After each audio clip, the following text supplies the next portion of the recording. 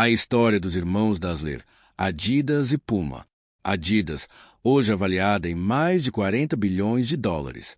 Puma, cerca de 3,5 bilhões. Duas marcas globais, estrelas do futebol, da moda e da música. Mas o que poucos sabem é que tudo começou numa lavanderia com dois irmãos pobres, filhos de um operário e de uma lavadeira. Criaram juntos um império e depois viraram inimigos mortais. Um foi preso 2 vezes, o outro acusado de entregar o próprio irmão. A fábrica foi partida ao meio por um rio. A cidade teve que escolher um lado. Famílias romperam, casamentos acabaram. Até o prefeito passou a usar um tênis de cada marca para não tomar partido. Olimpíadas, contratos secretos com Pelé, boato de traição. 2 irmãos que jamais voltaram a se falar e foram enterrados em extremos opostos do mesmo cemitério. O nascimento dos irmãos Dassler. Agora vamos voltar ao ano de 1898 para reviver a história dos irmãos Dassler. Aplausos, música. No dia 26 de março de 1898, nasceu Rudolf Dassler, como seria conhecido, na pequena cidade de Eisenach, localizada na região da Baviera, no sul da Alemanha. 2 anos depois, em 3 de novembro de 1900, nasceu seu irmão mais novo, Adolf Hitler, apelidado de AD. Ali começava uma história que mudaria o mundo dos esportes para sempre. Herzogenaurach era uma típica cidade do interior da Alemanha no início do século XX, com campos, pequenas fábricas e uma população majoritariamente operária. A família Dassler vivia com simplicidade, lutando para sobreviver em uma Alemanha rural que ainda se recuperava das consequências da unificação e da rápida industrialização do final do século XIX. A família Dassler. O pai Christoph Dassler era operário em uma fábrica de calçados, onde passava longas jornadas costurando solas e moldando couro. Apesar das limitações financeiras, ele desejava que os filhos encontrassem empregos estáveis que garantissem segurança e rotina, especialmente em tempos tão incertos. Já a mãe Pauline Dassler mantinha uma pequena lavanderia no porão de casa, onde lavava roupas para famílias da região. O serviço era pesado, exigia esforço físico diário e longas horas de trabalho. Ainda assim, a família seguia unida, enfrentando cada dia com resiliência. A religião. Assim como grande parte dos moradores da Baviera naquela época, os Dassler eram cristãos protestantes luteranos. No entanto, não eram profundamente religiosos. Participavam das celebrações tradicionais da cidade, mas a rotina familiar girava em torno do trabalho e da sobrevivência. A fé era mais cultural do que devocional. Desde pequenos, Ruth e Ade cresceram cercados por esforço e disciplina. Quando não estavam na escola, ajudavam a mãe entregando roupas limpas pela cidade, empurrando carrinhos ou carregando cestos. Logo ficaram conhecidos pelos vizinhos como os Laundry Boys, os meninos da lavanderia. Personalidades distintas. Rudolf, Rude, o mais velho, era extrovertido, comunicativo e sempre buscava oportunidades fora de casa. Durante a juventude, sonhava com uma vida policial ou militar. Adolf, AD. Já AD era introspectivo, observador, detalhista e tinha um olhar diferente para as coisas. Durante a juventude, adigou a se matricular como aprendiz de padeiro, mas logo abandonou a profissão por não se adaptar à rotina da panificação. Em vez disso, decidiu seguir os passos do pai e passou a trabalhar em fábricas de calçados locais, aprendendo ofício de forma prática, costura, corte, moldagem e montagem. Ele logo se destacou pelo cuidado com os detalhes e pela habilidade manual, mas a calmaria durou pouco. A Primeira Guerra Mundial. Em 1914, a Primeira Guerra Mundial e a Alemanha mergulhou no caos. Como milhares de jovens da época, tanto Ruth quanto AD foram convocados para o serviço militar. Eles lutaram em diferentes frentes. Embora tenham sobrevivido, voltaram para casa marcados pelas experiências traumáticas da guerra. Adi, em especial, retornou com problemas de saúde e dificuldades respiratórias, o que o afastaria de trabalhos físicos pesados e o aproximaria ainda mais do ambiente controlado e técnico das oficinas. Quando a guerra terminou, em 1918, a Alemanha estava devastada. A economia havia colapsado, cidades estavam em ruínas, o desemprego era generalizado e a hiperinflação logo tomaria conta do país. A pequena lavanderia da mãe também não resistiu. Com as famílias locais em crise, ela perdeu quase todos os clientes. Sem emprego, sem dinheiro e sem perspectivas, AD decidiu tentar algo novo, algo que ninguém mais estava fazendo. Ele teve uma ideia ousada: criar calçados esportivos. O nascimento de uma ideia. O contexto. Naquela época, o esporte ainda não era uma indústria, calçados específicos para atletas praticamente não existiam. A maioria dos jovens praticava esportes com os mesmos sapatos usados no dia a dia, pesados, desconfortáveis e pouco funcionais. Ainda assim, o esporte começava a ser valorizado na Alemanha como parte da formação física da juventude, o que tornava a ideia promissora, embora arriscada. A transformação. Foi então que a AD transformou a lavanderia abandonada da mãe em uma oficina improvisada. O espaço era pequeno, mal iluminado, mas tinha o mais importante: criatividade, ferramentas reaproveitadas e um propósito claro. Os materiais. Ele passou a utilizar materiais que sobraram da guerra: couro de capacetes militares inutilizados, cordas de paraquedas danificados e até uma bicicleta quebrada que ele adaptou para gerar energia mecânica e auxiliar em tarefas simples da oficina. Com isso, começou a fabricar os primeiros pares de tênis esportivos da região. Os calçados eram rústicos, mas extremamente funcionais, leves, reforçados, moldados para performance. Os primeiros clientes foram atletas locais e colegas que praticavam esportes amadores. Em pouco tempo, os tênis feitos por AD passaram a ser reconhecidos como superiores ao de Mai, e a fama começou a se espalhar. Naquele porão apertado, com as mãos sujas de graxa e pó de couro, nascia o primeiro passo de um império que ainda nem imaginava o tamanho que teria. Aplausos, música. A formação da sociedade. Ao longo dos anos que seguiram o fim da Primeira Guerra Mundial, a pequena oficina de calçados que a AD Dassler montara na lavanderia da mãe passou a chamar a atenção dos moradores de Eisenhower. Seus tênis artesanais, feitos com materiais reciclados e foco na leveza e funcionalidade, começavam a circular entre atletas amadores da região. Mas para transformar uma oficina local em um verdadeiro negócio, a AD precisava de algo que ele não tinha: um parceiro com habilidades comerciais. Esse parceiro surgiu dentro da própria casa. Em 1923, Rudolf Dassler, que havia tentado seguir carreira no serviço público, atuando em áreas administrativas ligadas à fiscalização alfandegária, acabou se frustrando com a rotina burocrática e decidiu mudar de rumo. Deixou o cargo e se juntou ao irmão mais novo. Rud era tudo o que não era: persuasivo, carismático, com visão de negócios e um talento nato para lidar com pessoas.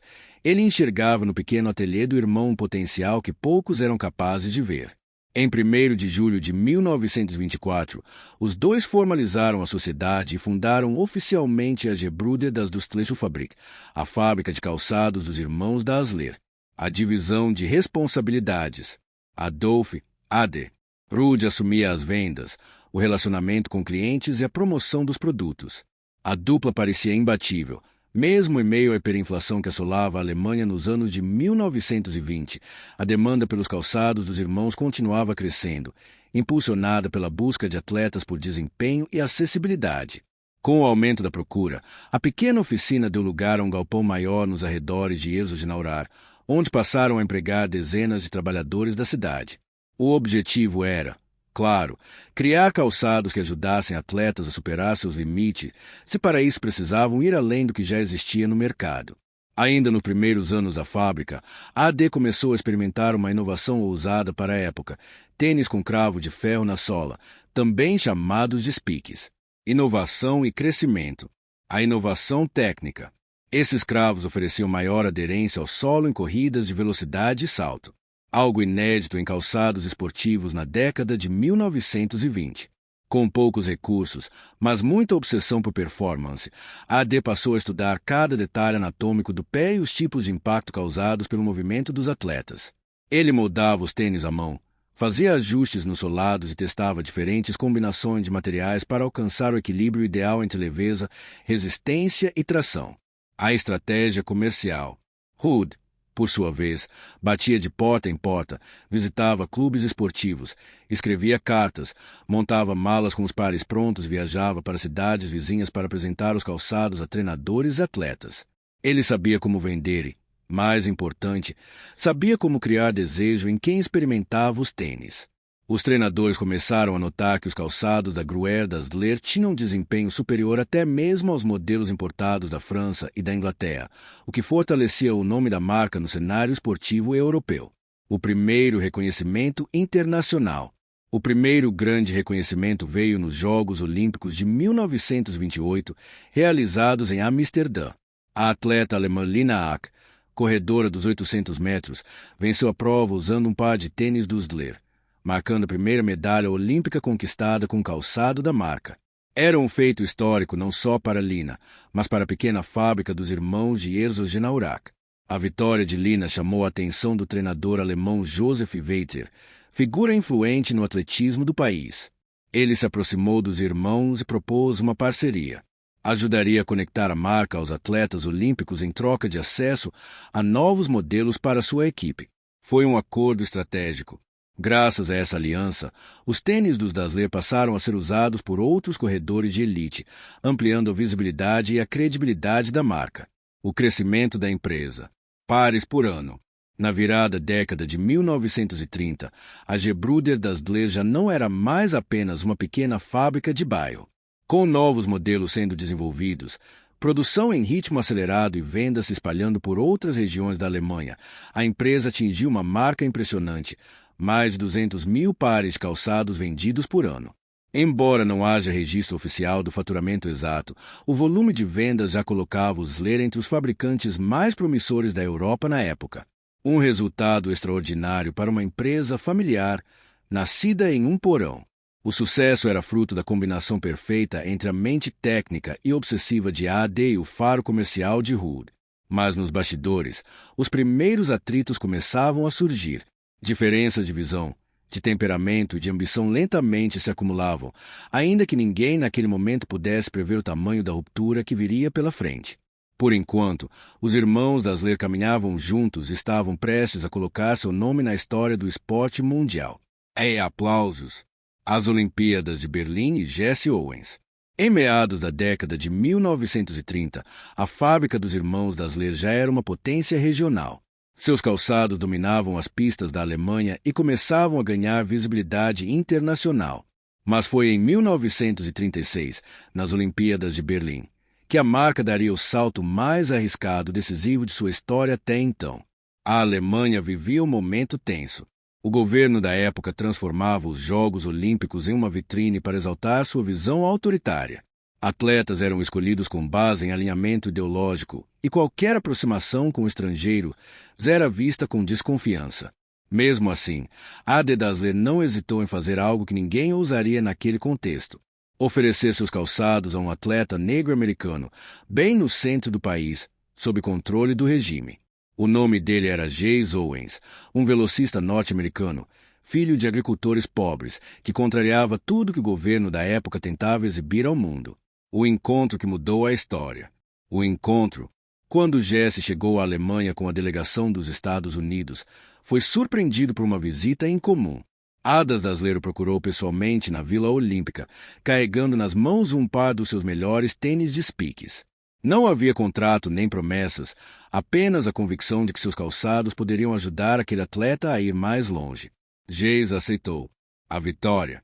Jesse Owens, calçando os tênis da fábrica de Herzogenaurach, venceu 4 provas: 100 metros rasos, 200 metros, salto em distância e revezamento 4x100. 4 medalhas de ouro em plena Berlim, sob os olhos do mundo. Ele não apenas venceu, colocou em xeque toda a narrativa de superioridade que aquele evento tentava sustentar. O impacto. A vitória de Owens se espalhou como fogo. As imagens da cerimônia, os registros das corridas, os sorrisos e a bandeira americana tremulando nas arenas lotadas correram o planeta.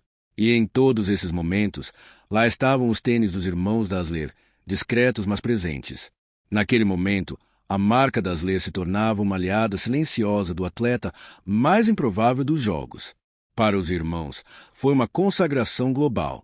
A fábrica, até então conhecida por atender atletas alemães, passou a ser reconhecida mundialmente. Expansão global e primeiras tensões. Reconhecimento internacional. Representantes de outros países começaram a escrever cartas, fazer encomendas, pedir parcerias. As vendas dispararam. Foi a primeira vez que os Dassler receberam encomendas internacionais em larga escala, com pedidos vindos de diversos continentes. O sucesso nas Olimpíadas de 1936 transformou a marca em um fenômeno global espontâneo, sem qualquer investimento em propaganda.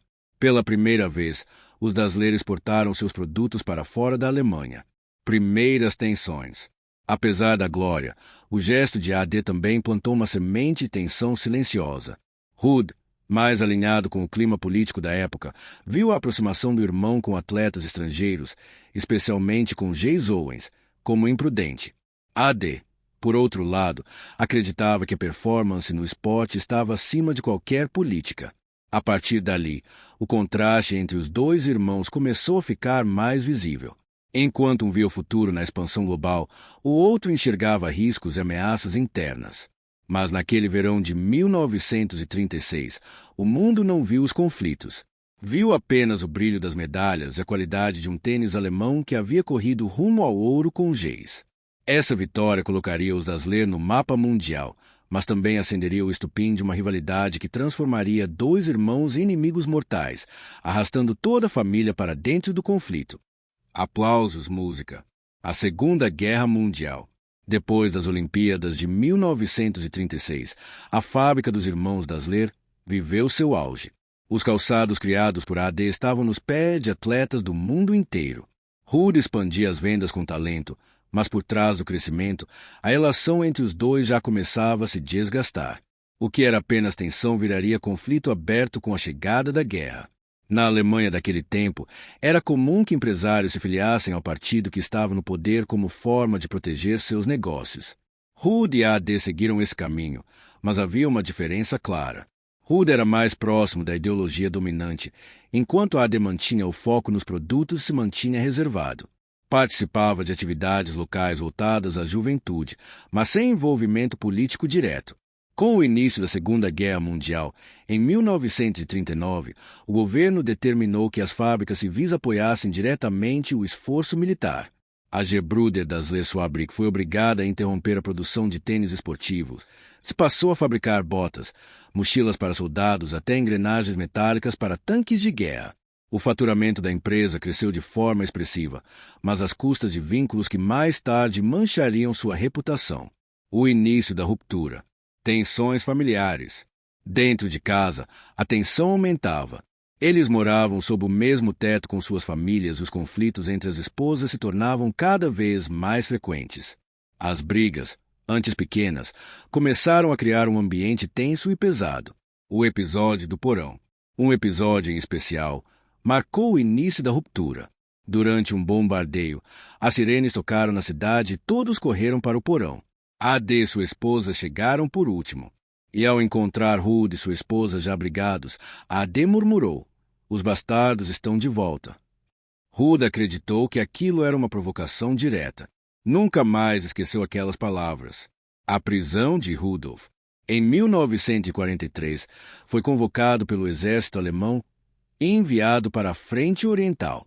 Antes de partir, tentou deixar sua esposa responsável pela fábrica, mas recusou, alegando que a produção exigia conhecimento técnico. Para Hood, aquilo foi mais do que uma negativa. Foi uma manobra do irmão para assumir o controle total da empresa. Durante o serviço militar, Hood acabou sendo preso pelos próprios alemães, acusado de deserção. Para Hood, aquilo era mais do que um mal-entendido militar. Preso, isolado, longe da fábrica e sem voz nas decisões, ele passou semanas sob investigação e, no silêncio daquela cela, começou a acreditar no pior, que seu próprio irmão poderia estar por trás da denúncia.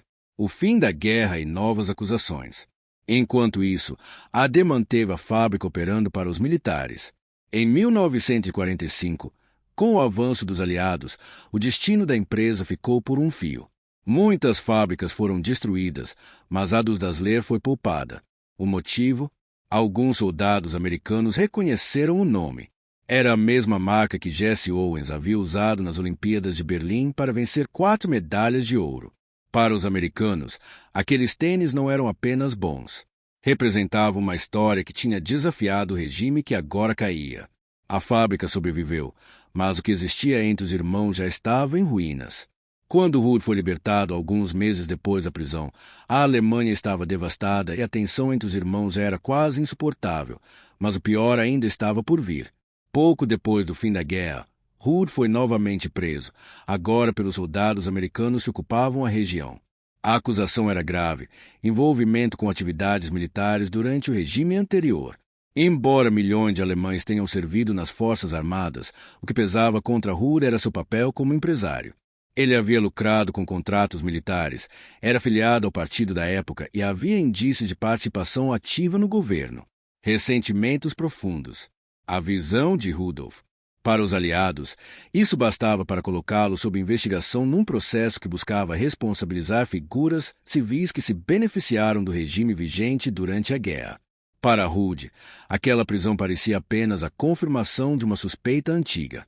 A cada golpe do destino, ele acreditava mais que o próprio irmão estava por trás de tudo, silencioso, mas implacável. A situação de Adolf. Por outro lado, AD seguia à frente da fábrica, agora sob vigilância dos aliados.